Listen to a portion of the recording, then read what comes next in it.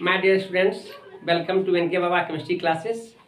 जैसा कि हमने कमिटमेंट किया था कि इंग्लिश मीडियम का वीडियोज हम रखेंगे, तो रेगुलर हम इधर काम कर रहे हैं। वह सॉल्यूशन चैप्टर से है।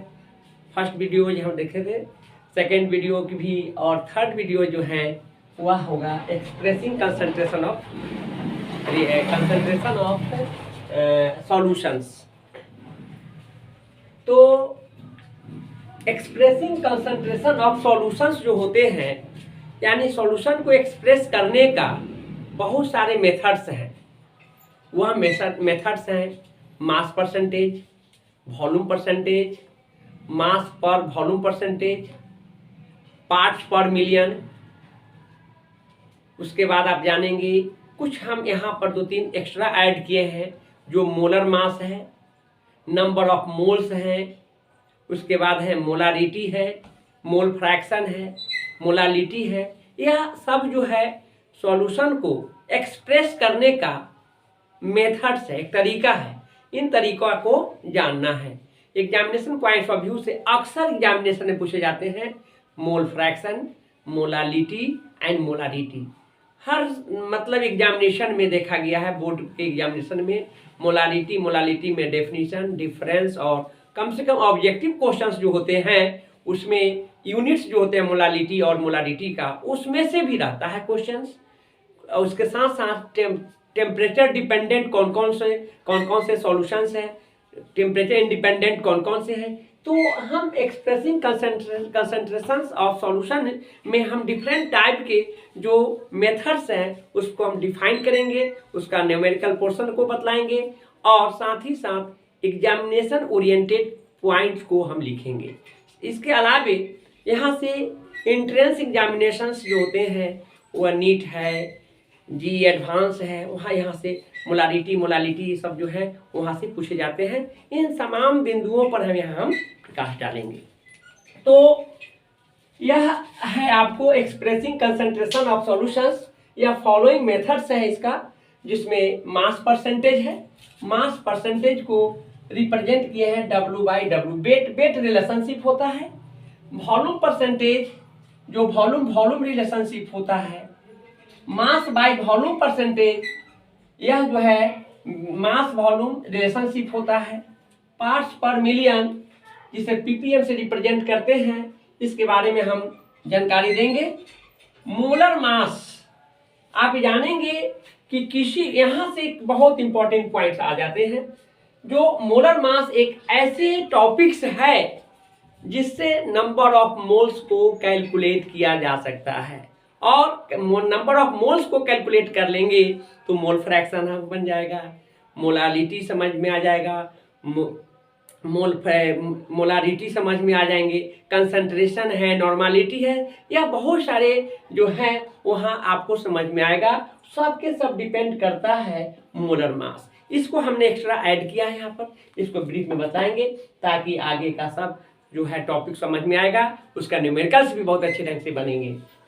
साथ ही साथ उसके बाद नंबर ऑफ मोल्स है, मोल फ्रैक्शन जिसको x से रिप्रेजेंट करते हैं, मोलालिटी स्मॉल m, ध्यान रखना है मोलालिटी को स्मॉल m से रिप्रेजेंट किया जाता है, और मोलारिटी को कैपिटल M से रिप्रेजेंट किया जाता है।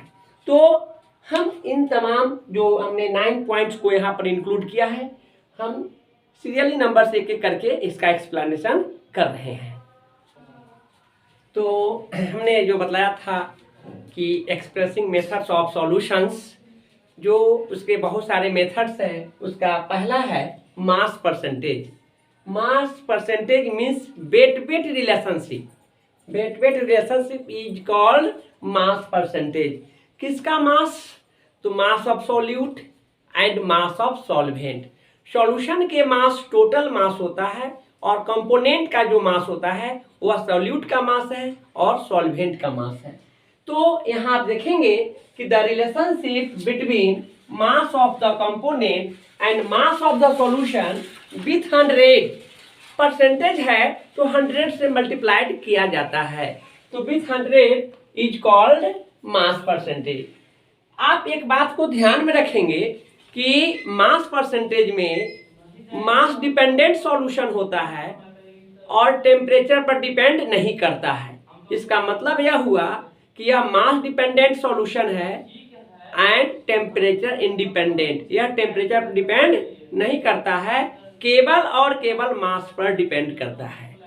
तो आप यह देखेंगे कि यह जो है दो मास का यह जो है यह रेशियो है, mass of component and mass of solution with 100।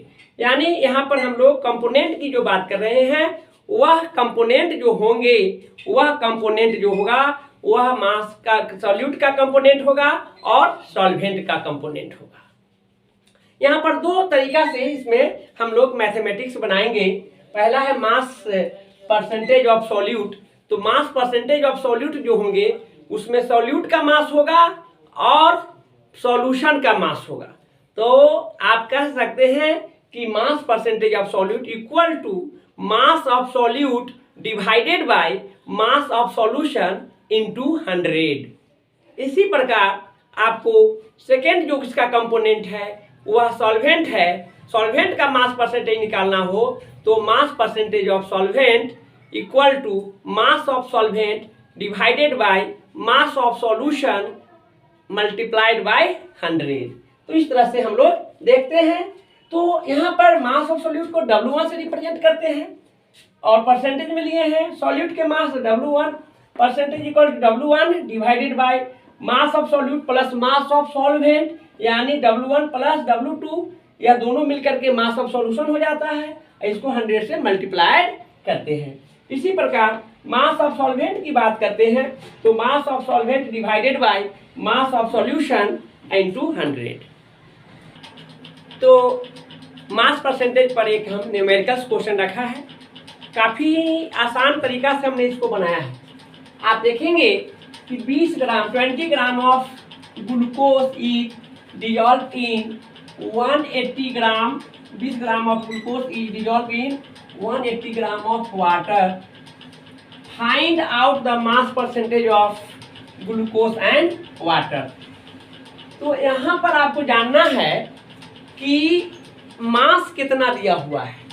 तो आप एक बार जानेंगे कि मास ऑफ जो सॉल्यूट होगा उसका अमाउंट कम होगा और मास ऑफ सॉल्वेंट होगा उसका अमाउंट ज़्यादा होगा। तो आप आइडेंटिफाई हो लेंगे कि क्वेश्चंस में जिसका अमाउंट कम है वह W1 होगा और जिसका अमाउंट ज़्यादा है वह W2 होगा। तो यहाँ पर 20 ग्राम ऑफ ग्लूकोज है, यानी मास ऑफ ग्लूकोज सॉल्यूट होंगे, उसे W1 से रिप्रेजेंट करेंगे, वह आपको 20 ग्राम है। इसी प्रकार आप जानेंगे mass of water. Mass of water mass percentage of water, जिसमें इसका परसेंटेज दिया हुआ है 180 ग्राम। इसका अमाउंट 12 है, इसलिए सॉल्वेंट का मास है, इसे W2 से रिप्रेजेंट किए हैं। तो आप जानेंगे कि सॉल्यूट का मास जब हम कैलकुलेट करेंगे तो सॉल्यूट का mass divided by solute plus solvent into 100। तो यहाँ पर देखना है मास ऑफ सॉल्यूट क्या है। यहाँ ग्लूकोज है तो ग्लूकोज का मास परसेंटेज निकालना है। तो W1 plus W1 by W1 plus W2 into 100। W1 का वैल्यू 20 है, फिर W1 का वैल्यू 20 प्लस W2 का 180 इंटू 100, यानी W1 परसेंट इक्वल टू हो जाएंगे 20 बाई 200 इंटू 100। यह 2 टाइम्स डिवाइड कर जाएगा और यह जो है कि आपको काट करके 10% आ जाएंगे। 2 जीरो कट गया, 10 गुना 20 10%। W1 का मान वैल्यू जो है 10% है। इसी प्रकार W2 को कैलकुलेट करना है तो W2 percentage equal to W2 divided by W1 plus W2 into 100। W2 है 180 ग्राम और W1 20 प्लस W2 180 इंटू 100। तो यह हो जाएंगे 180 डिवाइडेड बाई 200 इंटू 100। यह कट करके 90 हो जाएंगे, यानी W2 इक्वल टू 90%। एक बात को ध्यान में रखना है कि मास ऑफ सॉल्यूट और मास ऑफ सॉल्वेंट का जो कंपोनेंट का जो मास परसेंटेज है वह टोटल सम उसका 100 होगा। तो यहाँ पर एक का 10 आया, 10 आया, तो दूसरे का कितना आया 90 आया, यानी यह परफेक्ट है कि दोनों को ऐड करने के बाद यह 100% हो जाएंगे। तो मास, तो आप ये जानेंगे कि मास परसेंटेज में mass percentage of solution is equal to 100। That means mass of solute plus mass percentage of solute plus mass percentage of solvent is equal to 100 के इक्वल होता है। तो नेक्स्ट टॉपिक है वॉल्यूम परसेंटेज। वॉल्यूम परसेंटेज में जैसा कि mass percentage के बारे में हमने बताया, उसी तरह से वॉल्यूम परसेंटेज है।